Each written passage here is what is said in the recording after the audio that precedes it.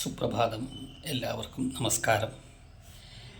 യഥാർത്ഥത്തിലുള്ള സുഖം എവിടെയാണെന്നാണ് നമ്മൾ പലരും അന്വേഷിക്കുന്നത്. എങ്കിൽ യഥാർത്ഥത്തിലുള്ള നമ്മൾ എല്ലായിടത്തും അന്വേഷിക്കുന്നതായിട്ടുള്ള സുഖം നമ്മളിൽ തന്നെയാണ്. ഈശ്വര ചിന്തയാകുന്ന സുഖം. ഏവം ദുർലഭ്യവസ്തുന്യഭിസുലഭതയാ മേൽപ്പത്തൂർ പറയണ പോലെ ഇവിടെ വാതരോഗം വന്ന സമയത്ത് എനിക്ക് ശ്രീ ഗുരുവായൂരപ്പനെ ആശ്രയിക്കാൻ തോന്നി. അതുകൊണ്ട് തന്നെ എനിക്ക് മാനസികമായിട്ടുള്ള ശക്തി കിട്ടുകയും ചെയ്തു. പക്ഷേ ചില ആൾക്കാർക്കൊക്കെ വിഷമം വരുന്ന സമയത്ത് ഗുരുവായൂരപ്പനെ ആശ്രയിക്കാൻ തോന്നുന്നില്ല അല്ലേ?